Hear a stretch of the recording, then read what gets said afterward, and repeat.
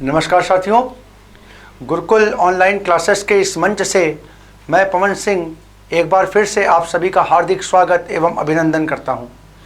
साथियों, जैसा कि यूपी ट्रिपल एससी के अंतर्गत आयोजित होने वाली बहुचर्चित परीक्षा पैट, जो कि शीघ्र ही इसका जो पेपर है उसकी डेट हम लोगों के सामने आ चुकी है, उसी के दृष्टिगत हम लोग हिंदी के कुछ अति महत्वपूर्ण प्रश्नों पे अपनी चर्चा को कर रहे थे। तो आज उन्हीं प्रश्नों को हम जो अपनी चर्चा में शेष बचे हुए थे उन्हीं से अपनी आज की कक्षा का प्रारंभ करते हैं और उन प्रश्नों के साथ अपनी आज की कक्षा को प्रारंभ करते हैं। तो साथियों, अपनी अंतिम कक्षा में हम लोग 15 प्रश्नों की चर्चा को पूर्ण कर चुके थे और पर्यायवाची के तहत हम लोगों ने 15 प्रश्न विविध चैप्टर्स के कंप्लीट कर लिए थे। 16वां प्रश्न आगे की चर्चा का आज का पहला प्रश्न जो हमारा है वहां से आज की चर्चा प्रारंभ करते हैं। हमारा प्रश्न कह रहा है, समुद्र शब्द का पर्यायवाची समूह पहचानिए। ठीक है, तो देखिए इस प्रकार से भी हमारे सामने प्रश्न आ सकते हैं कि कई पर्यायवाची शब्दों का एक समूह दिया हो और उसमें से आपको ये पहचानना हो कि कौन सा ऐसा समूह है जिसमें दिए गए सारे के सारे शब्द जो हैं वो समुद्र शब्द के पर्यायवाची के रूप में है। तो इस प्रश्न का उत्तर देखने के लिए हम लोग पहचानते हैं। तो देखिए, हम लोग पहले विकल्प देख लेते हैं। विकल्प हमारा ये है, जलधि, उदधि, दधिध, सिंधु और सविता। और जरा ध्यान से देखिए, यहाँ पर जलधि, उदधि और सिंधु ये तो हमारे समुद्र के पर्यायवाची हैं। दधिश सिंधु का पर्यायवाची नहीं है। और ये सविता शब्द जो है इसके बारे में हमें जानकारी है कि ये सविता शब्द जो होता है ये सिंधु का ना हो करके बल्कि आग का पर्यायवाची होता है। तो इस प्रकार से देखिए, ये पहला विकल्प जो है वो तो हमारा हट गया कि यहाँ पर जो शब्द दिए हुए हैं या पद हैं वो सारे के सारे समुद्र को निरूपित नहीं करते। तो हमारा पहला आंसर जो होगा वो नहीं होगा, हट जाएगा। अब हम दूसरे विकल्प पे अपनी चर्चा करते हैं।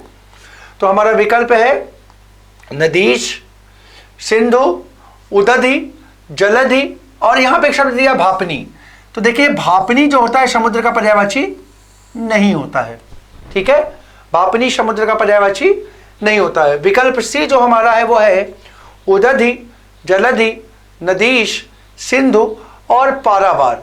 तो साथियों, यहाँ पर देखिए, चाहे उदधि हो, चाहे जलधि हो, चाहे नदीश हो, चाहे सिंधु हो और चाहे पारावार हो, यहाँ पर एक शब्द बहुत इंपॉर्टेंट है, बहुत महत्वपूर्ण है, पारावार। इसको भी आप लोग अपनी शब्दकोश में लिख लेंगे। पर्यायवाची की जो शीट है वहाँ पे आप मेंशन कर लेंगे जहाँ भी आप पर्यायवाची पढ़ रहे हैं। पारावार बहुत महत्वपूर्ण शब्द है। पारावार जो कि किसका, ये समुद्र का ही पर्यायवाची होता है। ठीक है, तो इस प्रकार से हमें यहाँ पर एक विकल्प मिल चुका है। ठीक है, लेकिन चूंकि हमने पीछे चर्चा में कई चर्चाओं में देखा कि पर्यायवाची के साथ अनेकार्थी शब्दों के युग्म भी पर्यायवाची के रूप में हमसे पूछे जाते हैं, तो हमें सावधानी बरतनी होगी। हमें अपना चौथा विकल्प भी एक बार चेक कर लेना होगा कि क्या वहाँ भी तो इस प्रकार का कोई सारे विकल्प जो दिए हुए हैं वो सिंधु समुद्र से संबंधित तो नहीं है। तो हम जब अपना चौथा विकल्प डी देखते हैं तो देखिए, यहाँ पर सिंधु ठीक है, पारावार ठीक है, जलधि ठीक है, परंतु ये कामिनी और वनिता, देखिए ये जो पद है कामिनी और वनिता जो पद है साथियों, ये सिंधु के पर्यायवाची नहीं होते हैं। तो हमारा विकल्प जो ऑप्शन डी है वो भी यहाँ से हट जाएगा, विकल्प डी हट जाएगा। अब इम्पोर्टेंट ये है कि कामिनी और वनिता बहुत इंपॉर्टेंट है, कई बार परीक्षाओं में ये पूछा भी गया है पर्यायवाची के रूप में। तो आप ये रखिएगा कि कामिनी और वनिता जो होता है वो स्त्री के पर्यायवाची होते हैं। स्त्री के पर्यायवाची होते हैं, इसको आप याद रखेंगे। तो इस प्रकार से इस प्रश्न का हमारा जो सही उत्तर हो जाएगा वो विकल्प सी होगा। विकल्प सी, थर्ड ऑप्शन जो होगा इसका वो सही आंसर होगा, यानी उदधि, जलधि, नदीश, सिंधु और पारावार इस समुद्र के ये सारे के सारे पर्यायवाची हो जाएंगे। ठीक है, अपने अगले प्रश्न को हम लोग देखते हैं। हमारा अगला प्रश्न, अब देखिए साथियों, हमारे यहाँ पर बहुत महत्वपूर्ण ये एक सेगमेंट है। पैट की परीक्षा में इस बार क्या कहते हैं, हिंदी लेखक और उनकी रचनाओं के को भी शामिल किया गया है। तो पूरी संभावना है, मेरा पूरा मानना है कि कम से कम एक क्वेश्चन तो इससे सेगमेंट से आपका आना ही चाहिए। ठीक है, 5 क्वेश्चन जो आपके हैं उसमें से एक सेगमेंट, या हो सकता है कि आपसे जो है पैसेज जो है वो किसी लेखक या रचनाकार के बारे में ही पूछ दे और उस पैसेज के माध्यम से आपसे लेखक या रचना का प्रश्न आपके सामने पेपर में दे दे। तो ये ध्यान रखिएगा कि पूर्ण रूप से ये है कि लेखक या रचना की एक प्रश्न आने की संभावना है।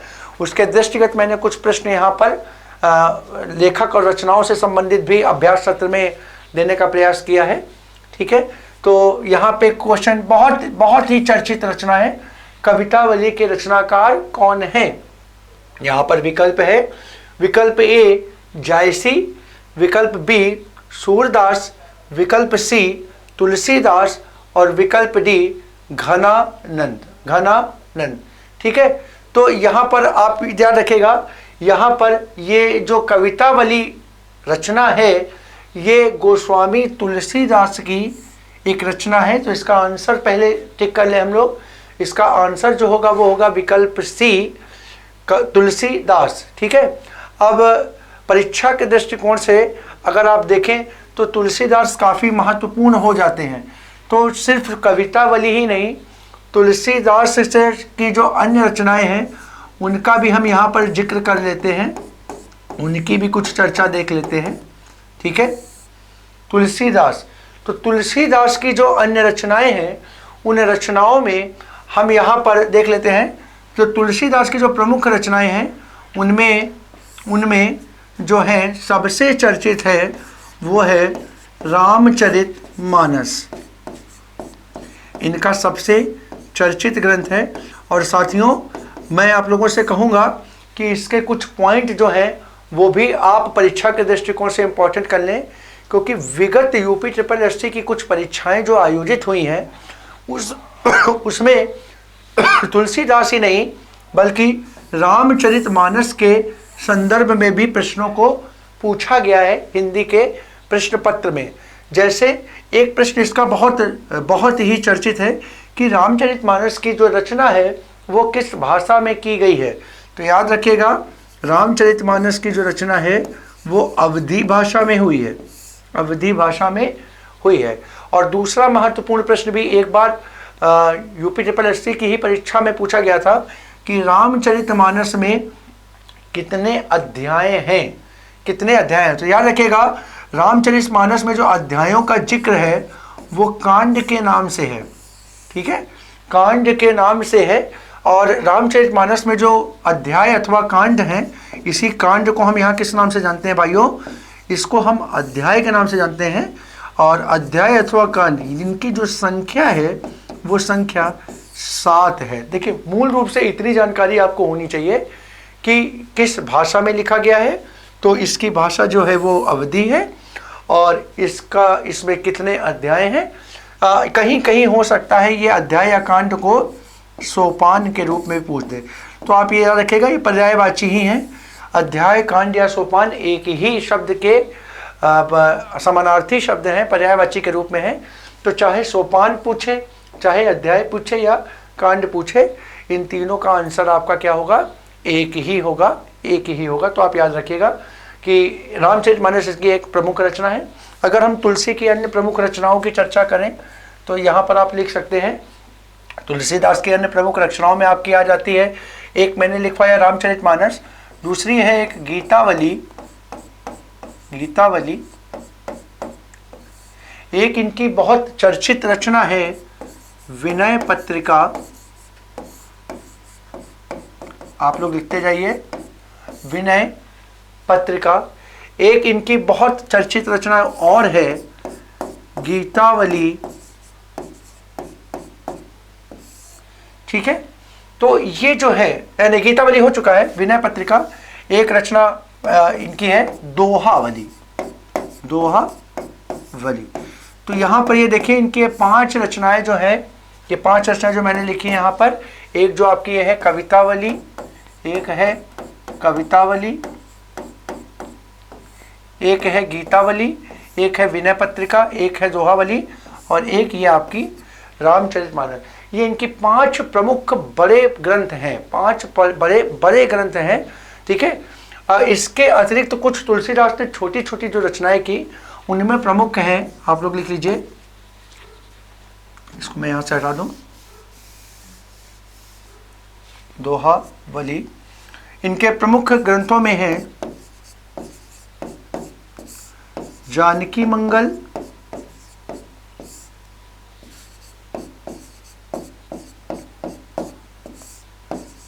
पार्वती मंगल, पार्वती मंगल। ठीक है, एक है इनकी बरवै रामायण,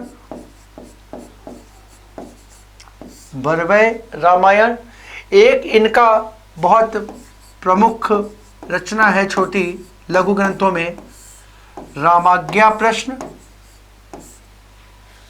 ठीक है, रामाज्ञा प्रश्न। और एक इनकी रचना आपकी और है, जो रचना का शीर्षक है जानकी मंगल, पार्वती मंगल, बरवै रामायण, रामाज्ञा प्रश्न, कृष्ण गीतावली, कृष्ण गीतावली। ठीक है, एक रचना इनकी है रामलला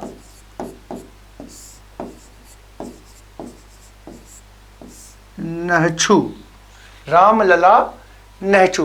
तो ये कुछ प्रमुख तुलसीदास की रचनाएं हैं जो परीक्षाओं में पूछी जाती रही हैं। तो हमारा प्रयास ये है कि तुलसीदास से संदर्भित जो भी चीज़ें हैं, क्योंकि परीक्षा के दृष्टिकोण से इम्पोर्टेंट है। और अगर मैं आप लोगों को एक सुझाव भी देना चाहूँगा कि परीक्षा को ध्यान में रखते हुए आप भक्ति काल इसको थोड़ा सा देख लीजिएगा। ठीक है, भक्ति काल के अंतर्गत कौन कौन से आपके कवि आते हैं और उनकी कौन कौन सी रचनाएं हैं, जिसका यहाँ पर मेरा अनुमान है कि हो सकता है लेखक या रचनाएं जो हों वो भक्ति काल में से आपसे पूछ दी जाए, और एक ही प्रश्न होना है तो वो संभावना यहीं से आने की है। ठीक है, तो भक्ति काल को आप देख करके चलेंगे। इसी संदर्भ में हम यहाँ पे चर्चा कर लेते हैं। तो तुलसीदास की रचनाएं हो गई। अब जैसे मैंने भक्ति काल की चर्चा की, तो देखिए यहाँ पे एक जायसी दिए हुए हैं, तो जायसी भी जो है वो भक्ति काल के ही एक कवि है। ठीक है, इनका काल जो है भक्ति काल है। अब ये मैं क्या बता रहा हूँ, तो आप ये समझिएगा कि हिंदी साहित्य का जो विभाजन किया गया है वो 4 युगों में किया गया साथियों, 4 युगों में किया गया है। पहला काल जो है उसका वो है आदिकाल, दूसरा काल कहलाता है भक्ति काल, तीसरा काल कहलाता है रीति काल, और चौथा काल कहलाता है आधुनिक काल। ठीक है, तो इसके अंतर्गत भी इसका पुनर्विभाजन है। एक बहुत विस्तृत चैप्टर है आपका हिंदी साहित्य का इतिहास, पूरा का पूरा एक चैप्टर है। तो उसी में हम लोग देखते हैं कि जायसी जो आते हैं वो भक्ति काल के अंतर्गत आते हैं, और इनकी एक बहुचर्चित रचना है जिस पर अभी कुछ समय पहले एक मूवी भी आई थी। इसका नाम है पद्मावत। ठीक है, ये भी पूछा जा सकता है क्योंकि बहुत अधिक चर्चा का विषय रहा था। ठीक है, कई लोगों ने इसका विरोध भी किया था और बहुत अधिक चर्चित मूवी रही थी, जिस कारण से ये तो आपसे ये भी पूछ सकता है, क्योंकि पेपर में प्रायः ऐसी चीज़ों को पूछने का प्रयास करता है जो कहीं ना कहीं आपके टच में होती हैं, आपके सामने उनका जिक्र होता रहता है।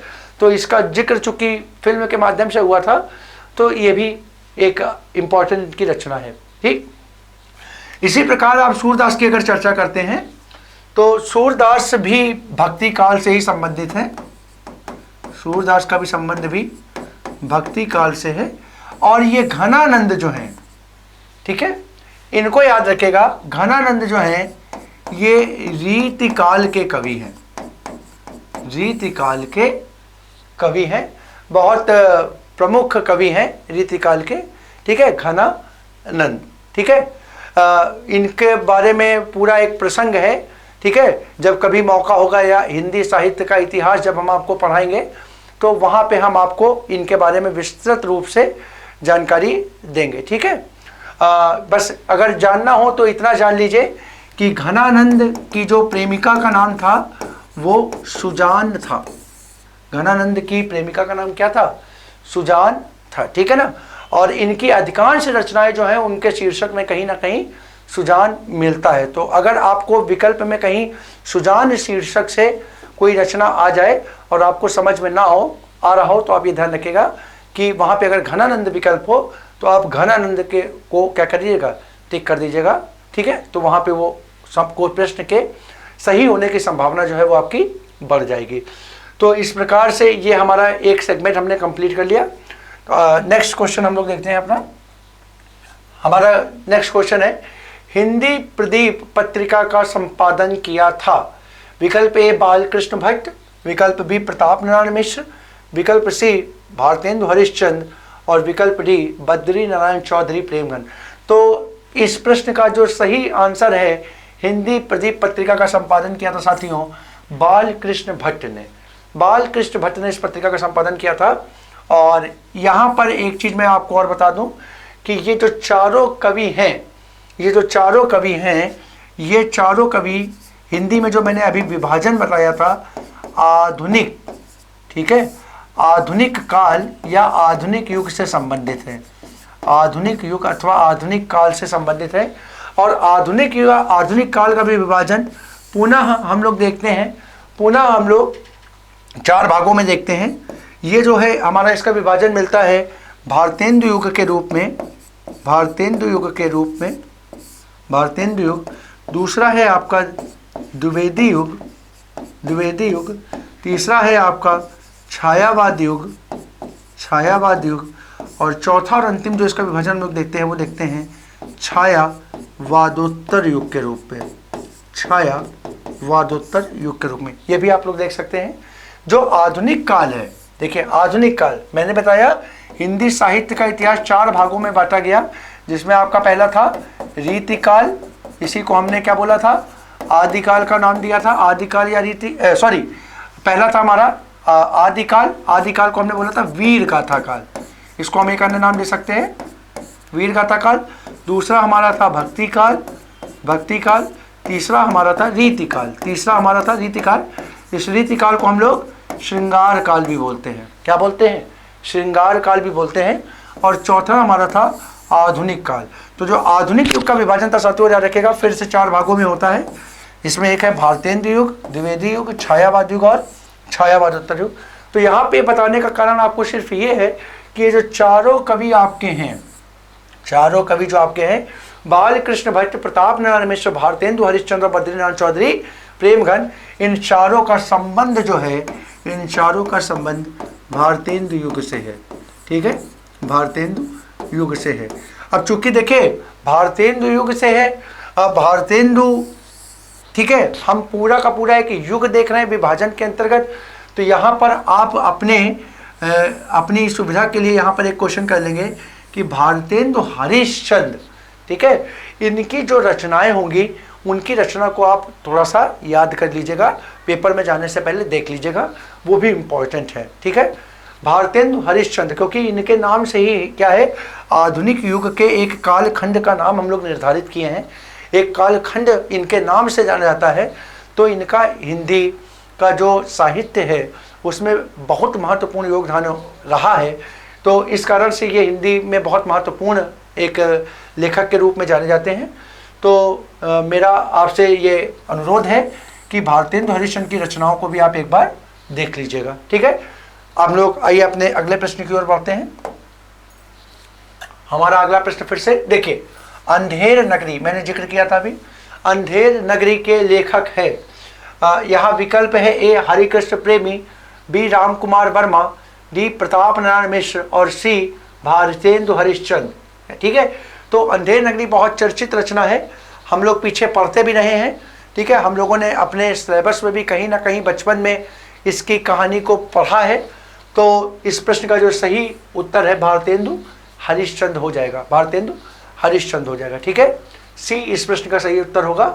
तो और इनके और भी अन्य जो रचनाएं हैं उसको आप लोग देख लीजिएगा। ठीक, नेक्स्ट 20वां क्वेश्चन जो है हमारा, अब देखिए लिंग से संबंधित क्वेश्चन है, बहुत महत्वपूर्ण क्वेश्चन है साथियों, लिंग और वचन के क्वेश्चन। ठीक है, जैसा कि मैं आपको पूर्व में पहचान के रूप में बता चुका हूँ, कि किसी दिए गए शब्द में पहचान कैसे करेंगे, तो देखिए हम चर्चा कर चुके हैं कि हिंदी में जो लिंग होते हैं वो 2 प्रकार के होते हैं, एक होता है पुल्लिंग,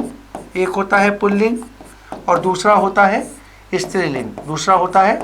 स्त्रीलिंग।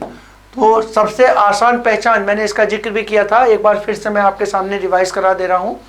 पुल्लिंग शब्द, किसी दिए गए शब्द में लिंग की पहचान कैसे करेंगे, तो हमने बताया था कि कोई भी शब्द दिया हो, कोई भी, चाहे वो पुल्लिंग का हो चाहे वो स्त्रीलिंग का हो, उस दिए गए शब्द से क्या करेंगे, एक वाक्य बना लेंगे। क्या करेंगे, एक वाक्य बना लेंगे। ठीक है, और वाक्य बनाने के बाद क्या करेंगे, वाक्य में प्रयुक्त जो क्रिया होगी, क्रिया निर्धारित करती है कि किसी दिए गए शब्द में कौन सा लिंग अथवा कौन सा वचन है, इसके आधार पर हम निर्धारित करेंगे। तो यहाँ पर देखिए, यदि क्रिया के अंत में आ आए, तो ध्यान रखिएगा कि जो दिया गया पद है वो किसका होगा, वो पुल्लिंग का हो जाएगा। किसका हो जाएगा, पुल्लिंग का हो जाएगा। और दिए गए पद के अंत में यदि ई आ जाए, तो वो दिया गया पद साथियों किसका हो जाएगा, दिया गया पद जो होगा वो स्त्रीलिंग का हो जाएगा, अब बहुत सामान्य से आप एक छोटा सा वाक्य बनाएंगे। ठीक है, तो आप यहाँ पर बहुत आसानी से निकाल सकते हैं। ठीक है ना, तो देखिए अब यहाँ पर हम जैसे क्रिया की बात की, तो यहाँ पर आप ये भी ध्यान रखिएगा कि क्रिया से हट करके हम विशेषण दूसरी पहचान के रूप में लिखें, तो किसी दिए गए शब्द के साथ विशेषण का प्रयोग करके, ठीक है, विशेषण का प्रयोग करके भी हम क्या कर सकते हैं, दिए गए पद का पहचान कर सकते हैं। विशेषण का प्रयोग भी हम उसी प्रकार से करेंगे। यदि विशेषण पद में आ का प्रयोग हो, ठीक है, विशेषण पद में किसका प्रयोग हो, आ का प्रयोग हो, तो वो पद क्या होगा, पुल्लिंग होगा। और विशेषण पद में अगर ई का प्रयोग हो तो वो पद क्या हो जाएगा, स्त्रीलिंग हो जाएगा। क्या हो जाएगा, स्त्रीलिंग हो जाएगा। अब यहाँ पे हम अपने विकल्पों के माध्यम से देखते हैं। जैसे हम देखते हैं, हम बोलते हैं गाजर, तो हम क्या बोलते हैं, गाजर मीठा होता है कि मीठी होती है। अब यार सिंपल छोड़िए, हम यहाँ पे मीठा और मीठी लगा करके देख लेते हैं, तो देखिए मीठा और मीठी जो विशेषण का पद है, तो हम जब यहाँ पे लगाते हैं तो हम बोलते हैं गाजर मीठी होती है, ना कि मीठा होता है। कैसी होती है, मीठी होती है। अब मीठी यहाँ पे इकारांत का पद आ गया, तो ये गाजर शब्द कैसा हो जाएगा, ये स्त्रीलिंग का पद हो जाएगा, तो ये नहीं होगा। इसी प्रकार आहट शब्द, तो अगर इससे हम वाक्य बनाएं तो हम देखते हैं आहट हुआ कि आहट हुई। अभी देखिए क्रिया का पद आ गया, आहट हुआ कि आहट हुई, तो हम बोलते हैं आहट हुई। अब आखिरी में अंत में देखिए यहाँ ई का पद आ गया, क्रिया में ई का पद है, तो ये पद भी कैसा हो जाएगा, स्त्रीलिंग का पद हो जाएगा। यानी ये दोनों हमारे आंसर नहीं होंगे, अनार, ठीक है ना। अब अनार को अगर हम देखें तो हम क्या बोलते हैं, अनार मीठा होता है कि अनार मीठी होती है, तो देखिए यहाँ पे हम लोग क्या बोलते हैं, अनार मीठा होता है। अब विशेषण के अंत में देखिए अकारांत का शब्द आ गया, या मीठी शब्द का प्रयोग नहीं हुआ, आ गया, तो ये पद कैसा हो गया, ये पुल्लिंग का पद हो गया, और इससे संबंधित पद भी किसका हो जाएगा, पुल्लिंग का हो जाएगा। तो साथियों इस प्रश्न का हमारा सही आंसर होगा ऑप्शन सी, ठीक है। अरहर जो है, अरहर भी जो होगा वो क्या, पुल्लिंग का शब्द ना होकर के स्त्रीलिंग का शब्द हो जाएगा, ठीक है ना, अरहर भी स्त्रीलिंग का शब्द हो जाएगा। तो इस प्रश्न का हमारे सही आंसर हो जाएगा ऑप्शन सी, ठीक है। आइए अगला क्वेश्चन देखते हैं अपना। आइए हमारा अगला क्वेश्चन है, कौन सा शब्द स्त्रीलिंग में प्रयुक्त होता है। तो कॉन्सेप्ट मैंने आपको पीछे बता दिया है, उसी कॉन्सेप्ट का प्रयोग करके आप अपना आंसर निकालिएगा। और यदि किसी प्रकार की कोई समस्या, वैसे तो उस कॉन्सेप्ट को अगर आप प्रयोग करते हैं तो कोई समस्या होगी नहीं, लेकिन यदि कोई समस्या होती है तो आप टेलीग्राम के माध्यम से, ठीक है, अपनी जो आपत्ति है उसको दर्ज करा सकते हैं और उसको वहाँ पे समाधान प्रस्तुत करने का प्रयास किया जाएगा या पूरा समाधान आपके सामने प्रस्तुत किया जाएगा। ठीक है, तो यहाँ पर ये जो हमारा है इसमें पूछा जा रहा है स्त्रीलिंग में प्रयुक्त होता है, यानी पूछा जा रहा है कौन सा शब्द विकल्पों में से जो है वो स्त्रीलिंग का शब्द है। तो विकल्प देखिए, विकल्प ए है यहाँ पे हृदय, बी दीक्षा, सी ऋण, डी तन। ठीक है, तो यहाँ पर जो आपका सही विकल्प होगा स्त्रीलिंग के रूप में वो होगा दीक्षा। ठीक है, बी, जैसे हम बोलते हैं मैंने उसे दीक्षा दी। ठीक है, अगर दी तो यहाँ पर ये दी, ठीक है ना, इकारांत का प्रयोग होने के कारण यहाँ पर ये पद में कैसा हो जाएगा, स्त्रीलिंग का पद हो जाएगा, स्त्रीलिंग का पद हो जाएगा। ठीक, बाकी के तीनों पद जो होंगे आपके वो बाकी के तीनों पद पुल्लिंग के होंगे। अब नेक्स्ट क्वेश्चन आपका वचन से संबंधित है, वचन से संबंधित है। तो वचन के लिए भी बहुत आसान सा वही पॉइंट है कि किसी दिए गए शब्द में यदि वचन की पहचान करनी हो तो उसके लिए भी आप यहाँ पर एक तथ्य लिख लीजिए। आसान सा तथ्य है कि कोई भी दिया गया शब्द है, कोई भी दिया गया शब्द है, ठीक है, उस शब्द से आप क्या करिए, एक वाक्य बनाइए। ठीक है, वाक्य बनाइए और वाक्य में किसका आपको ध्यान रखना है, वाक्य में आपको क्रिया का ध्यान रखना है, वाक्य में आपको ध्यान रखना है क्रिया का।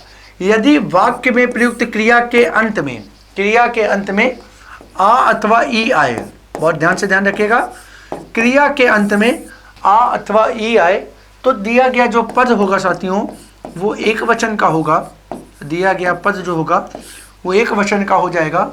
और यदि अंत में ए आए, अंत में ए आए तो दिया गया पद जो होगा वो बहुवचन का हो जाएगा। एक सामान्य सी पहचान है, सभी के लिए नहीं है। ठीक है, अधिकांश एग्जाम्पल देखिए, हम रिवीजन के तौर पे पढ़ रहे हैं, लिंग और वचन का अपना पूरा का पूरा एक टॉपिक है, एक अध्याय है जिसके अंतर्गत कई बिंदु शामिल होते हैं, लेकिन एक ऐसा तथ्य जिससे हम अधिकांश प्रश्नों के उत्तर अपने निकाल सकें, जो परीक्षा में देखिए, परीक्षा में प्रश्न छोड़ने से अच्छा है कि कोई ऐसा लॉजिक मिल जाए जिसके माध्यम से हम अधिकतर शुद्ध उत्तर देने का प्रयास कर सकें, अधिकतम शुद्धता तक अपने उत्तर को पहुंचा सकें। तो उस दृष्टिकोण से ये ट्रिक्स हैं, ये एक आपके सामने एक तथ्य है। ठीक है, बाकी के अन्य भी कुछ महत्वपूर्ण बिंदु होते हैं, उनकी चर्चा अभी यहाँ पे विस्तृत रूप से नहीं की जा सकती। तो जब हम आपको वो विषय अध्याय पढ़ाएंगे तो वहाँ पर उनकी चर्चा को शामिल करेंगे। लेकिन एक ऐसा बिंदु जिसके माध्यम से परीक्षा में आप को कुछ आसानी हो प्रश्नों के उत्तर निकालने में, तो उसके लिहाज से ये पॉइंट आपके सामने प्रस्तुत किया गया है।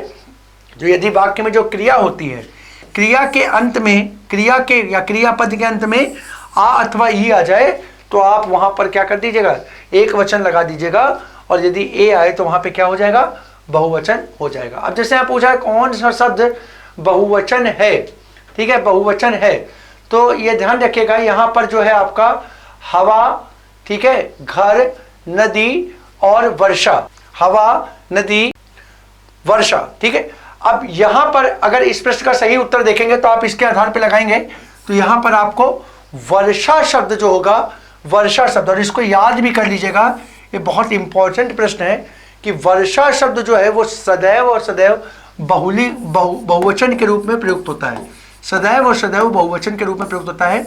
इसको याद कर लीजिएगा वर्षा, क्योंकि देखिए सामान्यतः जो पहचान बता रहे हैं यहाँ पे हम लोग देखिए क्या करते हैं, वर्षा हुई। अब आखिरी में क्रिया में देखिए यहाँ पर ई आ रहा है, ई आ रहा है। अभी जो मैंने पहचान बताई ये इसका अपवाद है। ठीक है, वर्षा हुई यानी क्रिया के अंत में ई आने के बावजूद भी ये पद जो है वो एक वचन का ना होकर के किसका है, बहुवचन का है। इसीलिए कई परीक्षाओं में इस प्रश्न को पूछा गया है, इसको इंपॉर्टेंट मार्क कर लीजिएगा। आप ध्यान रखिएगा, आपके पास जो भी पुस्तक होगी उस पुस्तक में एक सेगमेंट दिया होगा, उस सेगमेंट को आप लोग याद कर लीजिएगा। मैं आपके सामने लिखे दे रहा हूं, एक सेगमेंट होता है कि हिंदी में वचनों का परिवर्तन होता है, पुल्लिंग को स्त्रीलिंग में और स्त्रीलिंग को पुल्लिंग में परिवर्तित करते हैं। लेकिन कुछ शब्द ऐसे होते हैं, कुछ शब्द ऐसे होते हैं जो सदैव पुल्लिंग के रूप में प्रयुक्त होते हैं, सदैव पुल्लिंग के रूप में प्रयुक्त होते हैं, तथा कुछ शब्द ऐसे होते हैं जो इनका प्रयोग सदैव स्त्रीलिंग के रूप में होता है, सदैव स्त्रीलिंग के रूप में होता है। तो आप ये ध्यान रखिएगा कि ऐसे जो पद या शब्द हैं वो आपके अलग से आपकी पुस्तिका में दिए होंगे, उन प्रश्नों को आप देख लीजिएगा, क्योंकि वहाँ पर ये जो लॉजिक मैंने बताया वो लॉजिक थोड़ा सा काम नहीं करता है। तो अगर उन शब्दों को या पदों को आप देख लेते हैं तो आप परीक्षा में बहुत आसानी से अपने प्रश्नों के उत्तर देख पाएंगे। और बाकी के जो बचे हुए पद होंगे उनके लिए हमने जो आपको ट्रिक बताई कि अगर क्रिया के अंत में आ अथवा ई आए तो वो एक वचन का, और ए आए तो वो बहुवचन का पद हो जाएगा, और बाकी के पद आपको इससे मिल जाएंगे। यानी आपको ये देखना है कि कौन से ऐसे शब्द हैं जिनका प्रयोग सदैव पुल्लिंग के रूप में होता है, कौन से ऐसे पुल्लिंग मैंने बताया, कौन से ऐसे पद हैं जिनका प्रयोग सदैव एक वचन के रूप में होता है, एक वचन के रूप में होता है, और इसी प्रकार कौन से ऐसे पद हैं जिनका प्रयोग सदैव बहुवचन के रूप में होता है, बहुवचन के रूप में होता है। तो ये भी ध्यान रखिएगा, एक वचन और बहुवचन के रूप में या पुल्लिंग या स्त्रीलिंग के रूप में, इन दोनों ही पदों को आप देख लीजिएगा। तो यहाँ पर ये जो वर्षा का पद है ये सदैव बहुवचन में प्रयुक्त होने वाला पद है, सदैव बहुवचन में प्रयुक्त होने वाला पद है। इस कारण से इस प्रश्न का जो सही आंसर होगा वो हो जाएगा डी वर्षा। ठीक है, नेक्स्ट क्वेश्चन हमारा है, वचन बदलना है, एक ऋषि 10 ऋषि। अब यहाँ पे देखिए विकल्प दिया हुआ है, ए ऋषि, बी ऋषियों, सी ऋषियां, डी ऋषियों। ठीक, अब यहाँ पर देखिए बहुत इंपॉर्टेंट प्रश्न है। वचन परिवर्तन भी जो होता है साथियों वो 2 प्रकार से होता है। अभी हम उसकी विस्तृत चर्चा नहीं कर सकते, लेकिन किसी दिए गए पद में वचन परिवर्तन जो होता है वो आप लोग याद रखिएगा 2 प्रकार से होता है। किस किस प्रकार से होता है? एक होता है विभक्ति सहित पदों में, विभक्ति सहित पदों में, और दूसरा होता है विभक्ति रहित पदों में, विभक्ति रहित पदों में। ठीक है, अब ध्यान से देखिएगा, अगर पद विभक्ति के साथ है, ठीक है, तो उसका वचन परिवर्तन अलग प्रकार से होता है, और अगर पद विभक्ति रहित है यानी उसका प्रयोग विभक्ति के बिना हुआ है, विभक्ति के साथ प्रयोग नहीं किया गया है, तो उसका जो वचन परिवर्तन होगा वो अलग प्रकार से होगा। ठीक, अब यहां पर देखिए, यहां पर इसका विकल्प अगर यहां पर देखेंगे तो सिर्फ और सिर्फ पद दे रहा है, सिर्फ और सिर्फ पद दे रहा है कि ऋषि का वचन परिवर्तन करना है, यहां किसी विभक्ति का प्रयोग नहीं हुआ है। तो यहां पर जब आप आंसर लगाओगे तो आंसर आपका होगा ऋषि। ठीक है, आपका आंसर क्या हो जाएगा? ऋषि। लेकिन कई बार आप देखते हो कि कई बार क्या होता है कि ऋषि ना हो करके उसका आंसर ऋषियों दे देता है। तो ध्यान रखिएगा, ये ऋषियों इसका बहुवचन ये भी बनेगा, ऋषियों भी इसका बहुवचन बनेगा, लेकिन वो कब बनेगा? जब इस पद का प्रयोग कैसे होगा साथियों? इस पद का प्रयोग होगा विभक्ति के सहित, ये याद रखिएगा, विभक्ति के सहित, यानी विभक्ति के साथ जब इसका प्रयोग होगा। ठीक है, जैसे मैं यहां पर देखो बोलता हूं, जैसे यहां पर मैंने बोला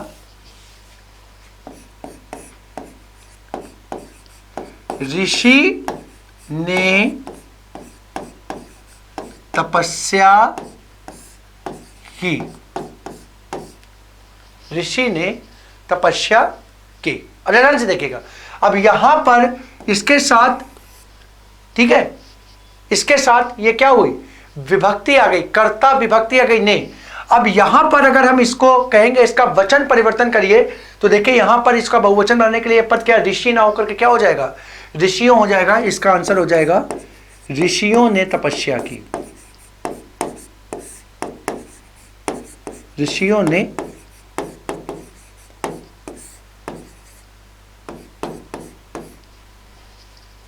ठीक है, पक्का ऋषियों ने तपस्या की। अब याद देखिए इसका क्या हो गया? वचन परिवर्तित हो गया। क्यों हो गया? क्योंकि ये पद किसके साथ आ रहा है? ये देखिए ये अपनी विभक्ति के साथ आ रहा है। किसके साथ आ रहा है? विभक्ति के साथ आ रहा है। पक्का भाई? एक चीज देख लिया, यानी देखिए ऋषियों यहां हो गया, ऋषि हो गया। दूसरा पद मैं बोला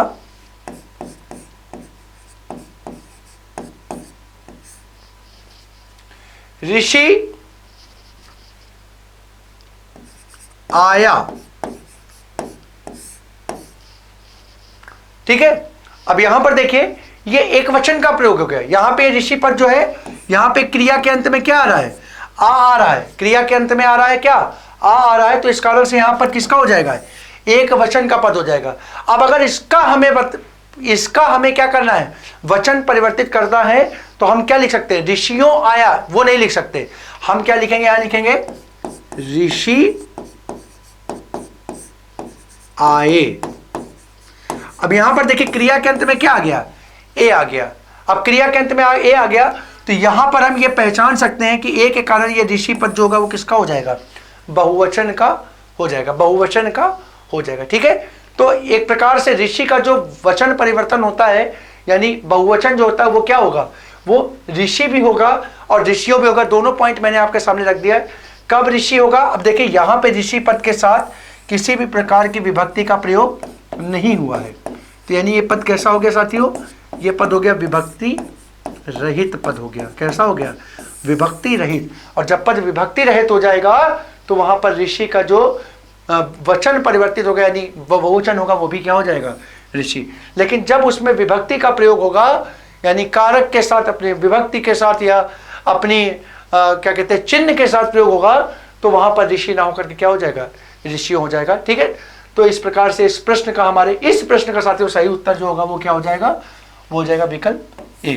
क्योंकि इसका प्रयोग कैसे हुआ है, इस ऋषि पद का प्रयोग हुआ है विभक्ति रहित, विभक्ति रहित रूप में इसका प्रयोग हुआ है। इस कारण से इस प्रश्न का सही आंसर हो जाएगा विकल्प ए। ठीक है, आइए अगला क्वेश्चन अपना देखते हैं। हमारा अगला क्वेश्चन है संधि से। और देखिए मैंने अब मानना है कि संधि का क्वेश्चन एक आपके पेपर में आएगा ही। पिछली बार के पेट के पेपर में भी संधि का एक क्वेश्चन आपसे पूछा गया था। हिंदी के महत्वपूर्ण टॉपिक्स में से एक है। ठीक है, तो संधि को आप लोग लेकर के चलेंगे।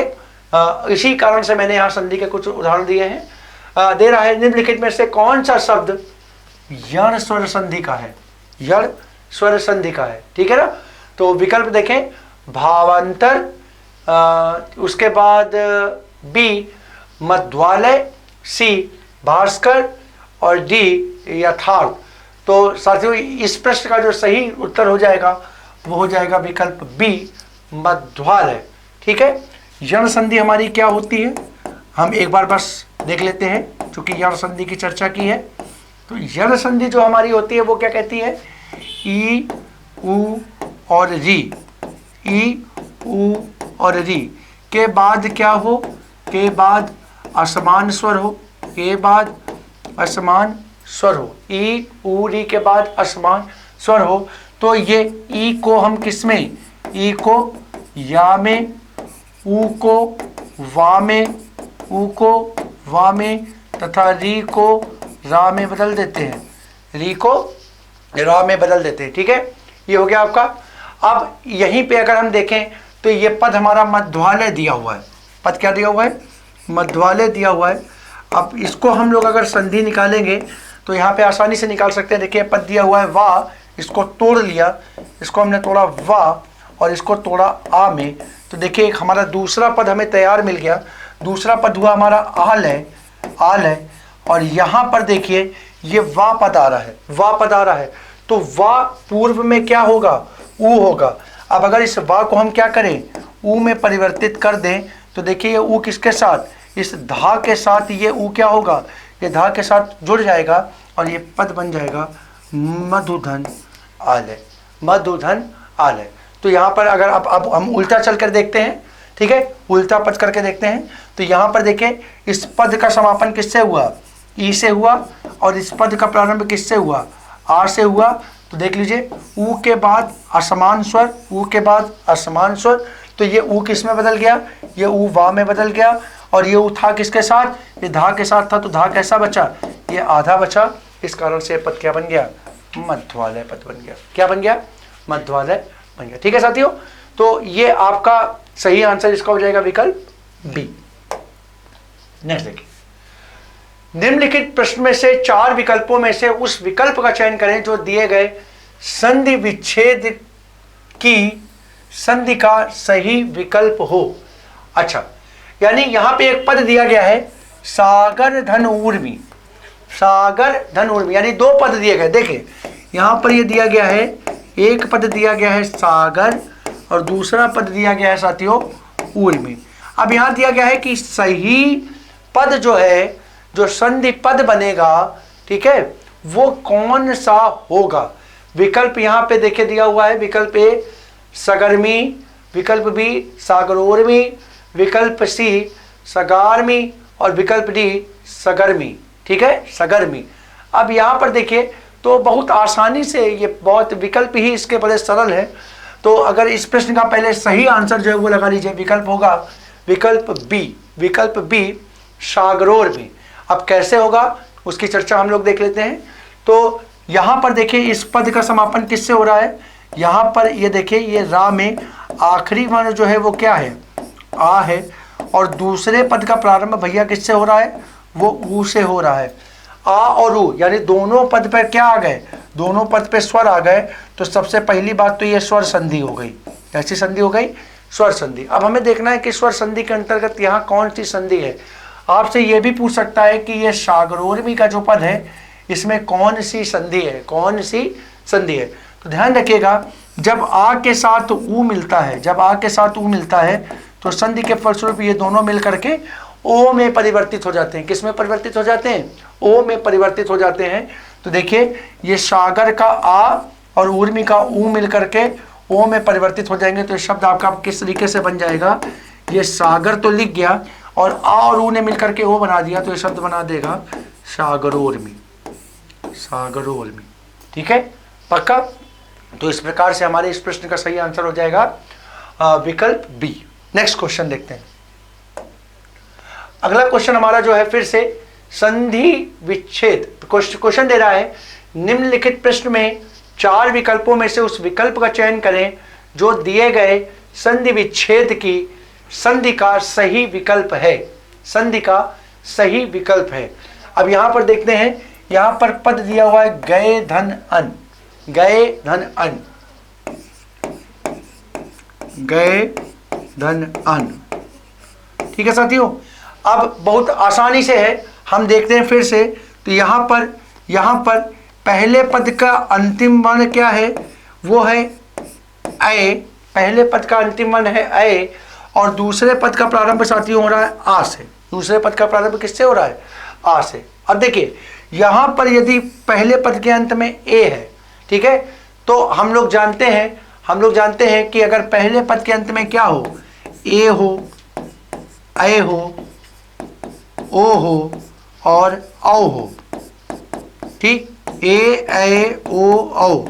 और दूसरे पद का प्रारंभ किससे हो, फिर से किसी भी असमान स्वर के साथ हो। दूसरे पद का प्रारंभ किससे हो भाई, किसी असमान स्वर के साथ हो। तो ऐसे में हम क्या करते हैं साथियों, इसको आप लोग नोट कर लीजिएगा। ये जो ए है इसको ए में, ठीक है, ये जो ए है इसको आए में, ये जो ओ है इसको अव में, और अव है उसको आव में बदल देंगे। किस में बदल देंगे। अगर आपको ज़्यादा संधि के विषय में जानकारी चाहिए हो तो हमारे पीछे पड़े संधि विच्छेद का पूरा मैंने एक विस्तृत टॉपिक, विस्तृत रूप से उसका आप लोगों को अध्ययन कराया है। आप लोग वहाँ से जा कर के संधि और विच्छेद का अध्ययन कर सकते हैं, ठीक है। पूर्ण रूप से एक एक कॉन्सेप्ट को एक उदाहरण के माध्यम से, कई उदाहरणों के माध्यम से मैंने वहाँ पे आपको समझाया है। तो आप वहाँ से उसका विस्तृत अध्ययन कर सकते हैं, ठीक है। तो अगर सामान्य रूप से देखें तो ये क्या है, ए आए ओ आओ में परिवर्तित हो जाएगा। अब यहाँ पर देखिए, यहाँ पर ये क्या आ रहा है, आए आ रहा है, क्या आ रहा है, आए। अब अगर इस पद को मैं आपको तोड़ करके दिखाऊं, देखिए अब मैं इस पद को आपको तोड़ करके दिखाता हूँ। यहाँ लिखा है गए धन अन, जरा ध्यान से देखिए, ये पद गा के साथ लगा हुआ है ए, और ये लिखा हुआ है अन। ध्यान से देखिएगा, संधि हमें मिल रही है यहां से, संधि हमें मिल रही है यहां से। अब हमने क्या कहा कि ए के बाद यदि आए तो ये ए को किस में कर दो, इसको आए में तोड़ दो, आए में तोड़ दो। अब आपको कुछ नहीं करना है, बस इस आय को देखना है, ठीक है। हमने इस आय को भी अलग अलग कर दिया। अब जरा देखिए, ये गा क्या है, स्वर रहित है, इसको स्वर आगे से मिल गया, ये शब्द क्या बन गया, ये शब्द बन गया गा।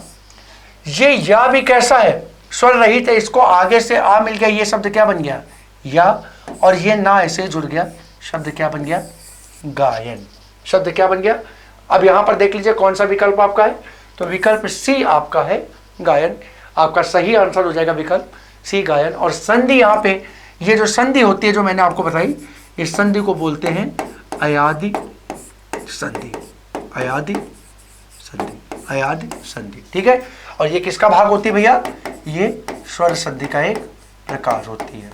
इसका प्रकार होती है, स्वर संधि का एक प्रकार होती है। तो इस प्रकार से इस प्रश्न का भी आंसर हो गया, आंसर सी। आइए अपना अगला क्वेश्चन देखते हैं। हमारा अगला क्वेश्चन है, वर्तनी से संबंधित क्वेश्चन है, बहुत महत्वपूर्ण प्रश्न है। शुद्ध शब्द नहीं है, शुद्ध शब्द नहीं है, यानी देखिए लैंग्वेज भी आपको पकड़नी पड़ती है। शुद्ध शब्द नहीं है का मतलब आपसे पूछ रहा है कौन सा अशुद्ध है, कौन सा अशुद्ध है। तो विकल्प ए चिन्ह, विकल्प बी सृष्टा, सी सर्जन, डी श्रीमती, ठीक। तो इस प्रश्न का साथियों सही जो आंसर है वो है विकल्प ए चिन्ह, विकल्प ए। चिन्ह शुद्ध रूप से ये नहीं होता, बल्कि चिन्ह जो होता है वो उसको हम लोग लिखते हैं, उसमें हा जो होता है वो हलंत के साथ होता है, और ये चिन्ह का स्वरूप होता है। इसकी शुद्ध वर्तनी लिख लीजिए, चिन्ह की शुद्ध वर्तनी ये होती है। बाकी के तीनों शब्द, अब इस शब्द को भी याद रखिएगा, सृष्टा शुद्ध शब्द होता है, शुद्ध शब्द सृष्टा होता है, बहुत महत्वपूर्ण शब्द है, इसको याद रखिएगा। सृष्टा शुद्ध शब्द होता है, विकल्प में कहीं कहीं इस रूप से भी लिखा होता है, ठीक है। तो याद रखिएगा ये शब्द जो होता है वो क्या होता है, अशुद्ध होता है, बल्कि शुद्ध शब्द क्या होता है, सृष्टा होता है। बहुत महत्वपूर्ण शब्द है ये, बहुत महत्वपूर्ण पद है, ठीक है। सर्जन की वर्तनी और श्रीमती की वर्तनी जो है वो शुद्ध है, उसमें किसी भी प्रकार का परिवर्तन नहीं है। तो इस प्रकार से इस प्रश्न का आंसर आपका हो जाएगा ए। नेक्स्ट क्वेश्चन देखते हैं हम लोग। हमारा नेक्स्ट क्वेश्चन है, आम का पर्यायवाची नहीं है, ठीक है। एक बार फिर से पर्यायवाची का क्वेश्चन हमारे सामने आ गया। विकल्प देख लेते हैं, पिकबंधु, बी मधुदूत, सी अनंग, और डी सहकार। साथियों बहुत महत्वपूर्ण क्वेश्चन है ये, ठीक है, क्योंकि यहां पर ये जो मैंने दिए हुए हैं, ये ध्यान रखिएगा, पिकबंधु और मधुदूत और सहकार, ये तीनों ही आम के पर्यायवाची होते हैं। बल्कि अनंग जो है, यानी इस प्रश्न का जो आंसर होगा आपका आम का पर्यायवाची नहीं है, वो होगा विकल्प सी, तीसरा ऑप्शन अनंग, वो आम का पर्यायवाची नहीं होगा। और अनंग जो होगा साथियों वो किसका, कामदेव का पर्यायवाची है, लिख लीजिएगा, कामदेव का पर्यायवाची, बहुत महत्वपूर्ण। कई बार अनंग भी सीधे सीधे प्रश्न में पूछा गया है कि अनंग पद जो है वो किसका पर्यायवाची होता है, तो आप याद रखिएगा अनंग जो होता है वो कामदेव का पर्यायवाची होता है। ये पद बनता कैसे है, ये पद अन और अंग के मेल से बनता है, अन और अंग के मेल से बनता है। अनुपसर्ग का मतलब होता है नहीं, का मतलब होता है नहीं, नहीं है जिसका अंग, यानी जिसका कोई अंग नहीं है, ठीक है। तो कामदेव जो हमारे देवता माने जाते हैं, उनका अंग नहीं माना जाता है, वो सिर्फ भाव के रूप में जाने जाते हैं, ठीक है। तो इस कारण से इन्हें एक अन्य नाम क्या दिया गया है, अनंग भी बोला गया है, इन्हें पर्यायवाची अनंग की उपमा भी दी गई है। तो इस प्रश्न का हमारा आंसर हो जाएगा विकल्प सी अनंग। बाकी के पिकबंधु, मधुदूत और सहकार, ये तीनों जो है आपके, ये किसके, ये आपके आम के पर्यायवाची के। यहाँ पे एक चीज और ध्यान रखिएगा, मधुदूत आम के साथ साथ मधुदूत जो है यहाँ पे बढ़िया दिया हुआ है, मधुदूत या मधुदूतिका, ठीक है, वो कोयल का पर्यायवाची भी हो सकता है, याद रखिएगा। अगर आम ना दिया हो तो आप लोग नोट कर लीजिएगा कि मधुदूत जो होता है वो या कहीं कहीं मधुदूतिका के रूप में आता है, तो आप कोयल का पर्यायवाची भी लगा सकते हो। नेक्स्ट, निम्न में से कौन सा युग्म सुमेलित नहीं है। अच्छा, तो यहां पर दो शब्द दिए हुए हैं, अब देखिए यहां पर विकल्प ए दिया हुआ है अटवी और वन, ठीक है भाई, अटवी और वन ये दोनों ही जंगल के पर्यायवाची होते हैं, दोनों ही जंगल के, यानी अटवी और वन दोनों ठीक है, सुमेलित है। नेक्स्ट देखते हैं, जात वेद और अग्नि, ये भी ठीक है भाई, आग के पर्यायवाची दोनों होते हैं, जात वेद और अग्नि आग के पर्यायवाची होते हैं। तीसरा, ये बहुत इंपॉर्टेंट है, ये भी याद रखिएगा, वृत्रहा और इंद्र, याद रखिएगा ये दोनों भी सही है भाई। इंद्र का ही एक पर्यायवाची वृत्रहा होता है। और मैं परीक्षा के दृष्टिकोण से आप लोगों को बता दूं, आप लोग इंद्र के पर्यायवाची देख करके चले जाइएगा। या सिर्फ इंद्र ही नहीं, परीक्षा के दृष्टिकोण से मैं आपको एक बता दूं कि कई बार परीक्षा में जो होता है वो पर्यायवाची सीधे पूछ लिए जाते हैं। तो जो देवताओं के नाम होते हैं, देवताओं के नाम होते हैं, ठीक है, तो जो देवता हैं जैसे इंद्र हो गया, जैसे कामदेव हो गया, विष्णु हो गया, गंगा यमुना सरस्वती नदियां हो गई, ठीक है, लक्ष्मी हो गई, यम कुबेर, ठीक है, ये हो गए। इसके अतिरिक्त, ठीक है, कुछ और जैसे वरुण हो गया, वरुण हो गए, कृष्ण हो गए, राम हो गए, ब्रह्मा हो गए, गणेश हो गए, कार्तिकेय हो गए, ठीक है, पार्वती हो गई, दुर्गा हो गई। तो इनके आप पर्यायवाची 4-4, 5-5 पर्यायवाची याद करके जाएगा। कई बार परीक्षा में जो है पर्यायवाची इसी में से पूछ देता है। तो उस दृष्टिकोण से अगर हम देखें तो इंद्र बहुत महत्वपूर्ण है। कई बार इंद्र के पर्यायवाची सीधे सीधे परीक्षा में पूछे गए हैं। तो याद रखिएगा, ये वृत्रहा जो होता है ये भी इंद्र का ही एक पर्यायवाची होता है। विकल्प डी जो है अब्र और वायु। तो देखिए यहाँ पे अब्र जो है वो वायु यानी हवा का पर्यायवाची नहीं होता है। अब्र जो होता है वो पर्यायवाची बादल का होता है। तो देखिए ये विकल्प जो है, ये युग्म जो है ये सुमेलित नहीं है। अटवी और वन सुमेलित है, जात वेद और अग्नि सुमेलित है, वृत्रहा और इंद्र भी सुमेलित है, जबकि अब्र और वायु ये सुमेलित नहीं है। वायु जो है वो हवा का पर्यायवाची है, अब्र जो है वो बादल का पर्यायवाची है। इस प्रकार से इस प्रश्न का हमारा सही आंसर हो जाएगा विकल्प डी। विकल्प डी इस प्रश्न का सही आंसर हो जाएगा। आइए अपने अगले प्रश्न में चर्चा करते हैं। हमारा अगला प्रश्न बहुत इंपॉर्टेंट प्रश्न है। जैसे मैंने अभी बताया, देखिए कि देवी देवताओं के नाम जो हैं वो परीक्षा के दृष्टिकोण से बहुत इंपॉर्टेंट है। पुलोमजा ये पर्यायवाची किसका है? विकल्प ए देखते हैं। विकल्प ए पार्वती, विकल्प बी इंद्राणी, विकल्प सी सरस्वती और विकल्प डी गंगा। तो यहाँ पर याद रखिएगा ये जो पुलोमजा है, या कहीं कहीं ये पुलोमजा है जो वो पुलोमा के नाम से भी दिया जाता है, पुलोमा, ठीक है। तो ये पर्यायवाची जो है वो इंद्राणी का हो जाएगा। इंद्राणी जो है, इंद्राणी वो इंद्र की पत्नी है, इंद्र की पत्नी, ठीक है। अब देखिए इनको इंद्राणी नाम दिया गया है, ठीक है। इनका जो वास्तविक नाम था वो इंद्राणी नहीं था, इनका वास्तविक नाम था सची। इनका वास्तविक नाम क्या था? सची था। अब ये सची के पर्यायवाची क्या बन रहे हैं? इंद्राणी बन जा रहे हैं, पुलोमजा बन जाएगा, पुलोमा भी बन जाएगा, ठीक है, पुलोमा भी बन जाएगा। तो ये पुलोमजा जो है वो पर्यायवाची किसका हो जाएगा?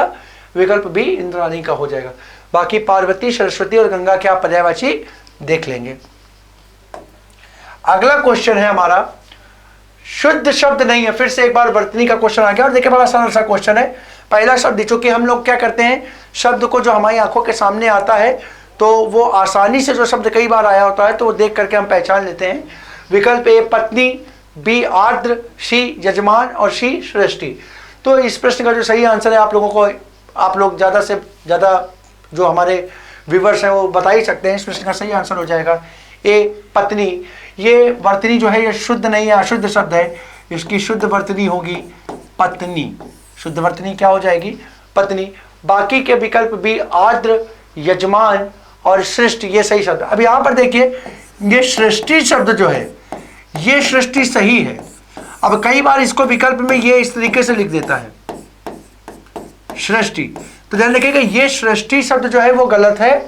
सृष्टि शब्द गलत है, ये सृष्टि शब्द सही है। और ये सृष्टा शब्द गलत है और सही रूप इसका क्या है? सृष्टा है। सही रूप क्या है? सृष्टा शब्द सही है। तो ध्यान रखिएगा ये सृष्टि और ये सृष्टा दोनों शुद्ध वर्तनी होंगे, ये दोनों अशुद्ध होंगे, ठीक है।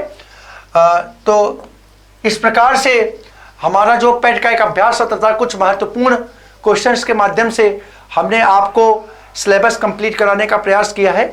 आशा करता हूं कि इन्हीं विषयों का आप घर में अध्ययन करेंगे। साथियों अभी भी आपके पास बहुत समय है। परीक्षा के पहले के कुछ अंतिम क्षण जो होते हैं वो परीक्षा के दृष्टिकोण से बहुत महत्वपूर्ण होते हैं।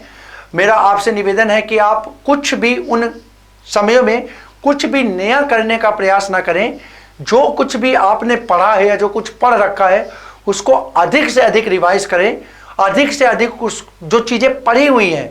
अब आपको कुछ भी नया करने का प्रयास नहीं करना है, क्योंकि 2 से 3 दिन का ही समय जो है वो परीक्षा के लिए आपके पास शेष है। तो मेरा आपसे निवेदन है कि जितनी भी चीज़ें आपको पढ़ाई गई हैं, जो भी चीज़ें आपको बताई गई हैं परीक्षा के दृष्टिकोण से, उन टॉपिक्स को आप बार बार रिवाइज करिए, बार बार रिवाइज करिए। हमारी शुभकामनाएं आपके साथ हैं, ठीक है। ईश्वर आपको परीक्षा में सफल करे, अधिक से अधिक परीक्षा में आप अंक प्राप्त करें और आगामी परीक्षा में आप क्या कहते हैं बैठने के लिए या उसके लिए जो आपकी शैक्षिक योग्यता है उसमें आप शामिल हो सकें। इन्हीं शुभकामनाओं के साथ मैं आप सभी से विराम लेता हूं और अब आज की अपनी चर्चा को विराम देता हूं। साथियों, आप सभी को जय हिंद,